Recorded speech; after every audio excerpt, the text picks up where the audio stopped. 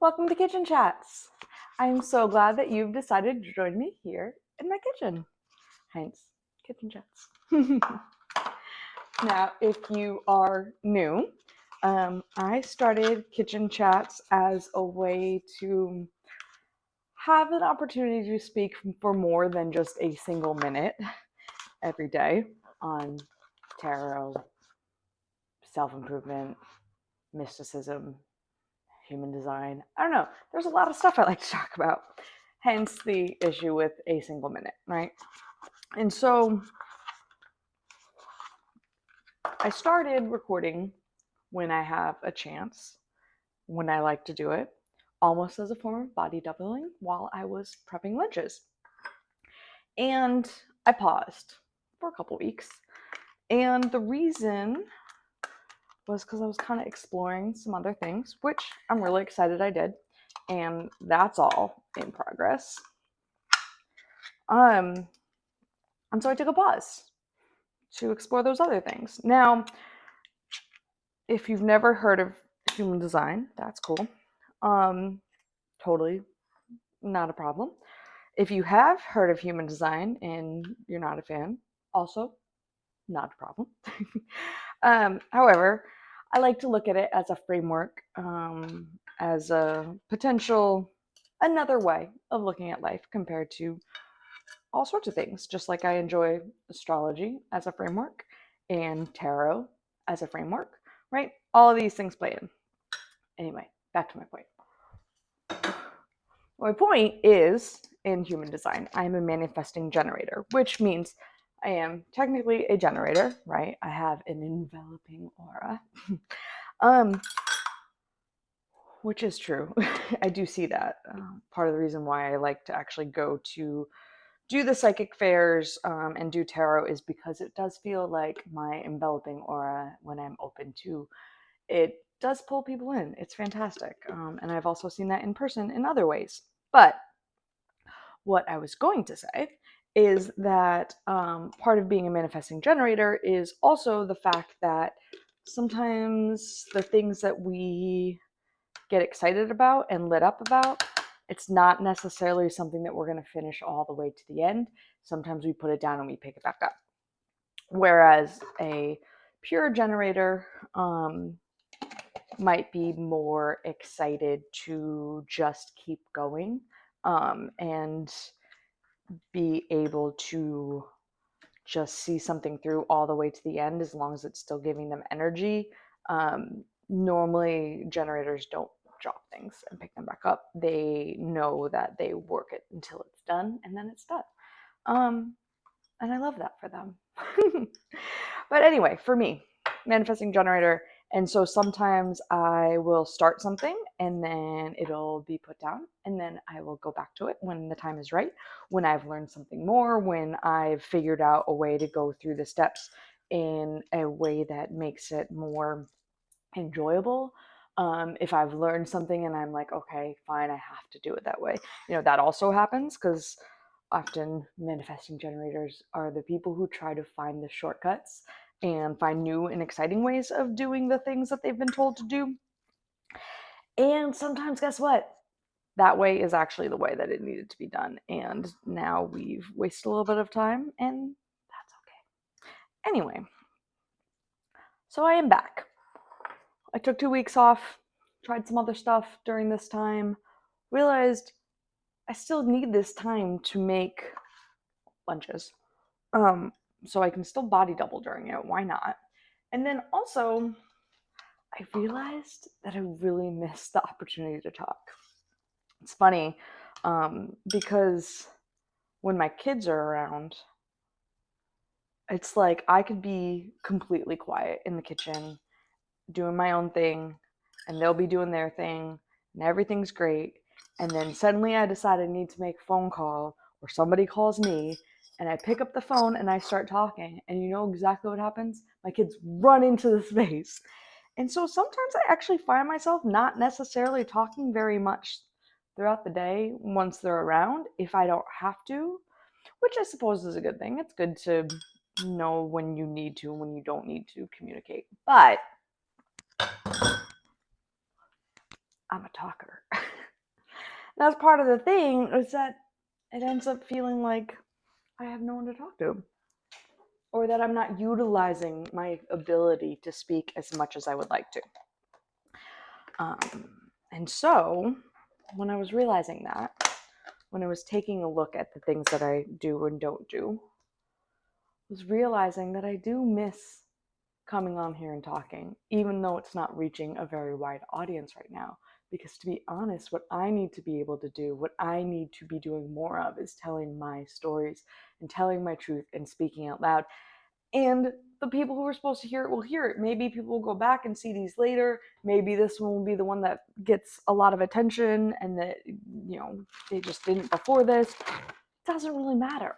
What matters is that I like to do this and I feel better. My body feels better when I come into my kitchen and I speak a bit and share the stories. My soul feels a little bit better. My sacral feels lit up. I feel a little bit more grounded because I've shared the information that I feel like I need to share. So I'm back. And the other thing is, like, I love doing tarot and coffee. And that's been a really fun way to get tarot, make it be a daily habit for me. Sometimes I'm one of those people that I don't always pull for myself anymore on a regular basis. When I started, I did a card a day and journaled about it. And it was a really great way to learn, and I loved it. But something that happens sometimes is that our routines change. So I don't sit the same way that I used to. And I find information in different ways. Like, it used to be that tarot in the morning was kind of my way to check in with myself and get all the information I wanted for the day. But that doesn't seem to be the thing that I like to do now. I like to get it in other ways, which is great. Cool. But when I decided to start doing daily tarot with tarot and coffee on my Instagram, it brought me back in touch with the tarot on every single day, because otherwise I'm not necessarily reading every day. I'm just reading when people ask me to, or if I decide to do, a free card giveaway, or when clients book me, right? And so I'm not necessarily interacting with the tarot every day. Um, or I wasn't. And so doing tarot and coffee got me back into doing it every day, and it got me back into talking about it with other people. Even if there's not a lot of back and forth, there's still that chance to be like, hey, think about this because this card has shown up. And I love that. I love that for me. Yeah. So I started coming on here because while I love doing tarot and coffee, I try to keep it to a minute so that I can post it. People will watch it. I can post it on YouTube. I can post it on Instagram, right? And if it's over a minute, it doesn't post on YouTube Shorts, and then it doesn't get out to people, right? And so it has to be a minute. But sometimes I have more things I want to say than a minute allows me to about a card. Like, today's card was the Seven of Swords. Okay. So I shared the thing that I needed to share, because it is important to be able to have discernment on, like, okay, well then if I only have a minute, what's the key message? Great. I love that for me. I love that for us. I love that you get a nice bite-sized piece of information that you can use for your day, a little bit of advice. Great. You got that. However, sometimes there's other fun things to talk about. Like with the Seven of Swords, the message that came across the clearest that needed to be shared was, hey, don't take on more than you need to today, because you might end up a little frazzled and overwhelmed. See? Because he has 5 swords. He's clearly carrying enough with those 5 swords, but he's considering these other 2. Dude doesn't have room for 2 more. Maybe he does. It might take a lot of juggling. Maybe these swords are more important to him. Maybe he does need to put some down and get these instead. Maybe he just needs to get away. But we don't know, right? And so the key message that I sent, because the key message that was important for me to share on Tarot and Coffee was don't take on more than you need to. You're going to end up frazzled. But also, if I can talk to you a little bit more, I'll also say, hey, you can exchange though. If for some reason this task, this mental load, is the more important load to take on, then drop these other ones and pick up those. Fun fact, I worked out before this because it was suggested, hey, what if you did that? Right? And then I had to process my mental capacity. What can I do? What am I doing? What do I want to do? What do I have time for? And when I did that processing, I was like, okay, I can put this thing down and pick up a workout, right? But I had to do that check. If I hadn't checked in with myself and suddenly I was like, okay, well, add the workout in, right? Now my mind is trying to process how the heck am I going to do all of these things I just agreed to do? But I don't have to. I put something else down because you know what? I decided a workout sounded like a really fun idea. My sacral said, oh, yeah, let's do that workout, right? And so I put something else down and I picked up the workout and I said, I'll do that other thing later. So the Seven of Swords, while it is don't take on too much today, it's also check to see where your priorities lie. Are they in the ones you're already carrying? Or does that other thing seem like a better one to do? And put something else down, right? Don't carry more than you can take on, but also make sure you're taking on the things that are actually important to you. Does that thing look really enticing because I don't know, somebody said it was a good idea, but it doesn't actually feel like something you want to take on? You're just being, ooh, what if I did that? And it's a distraction? Think about it.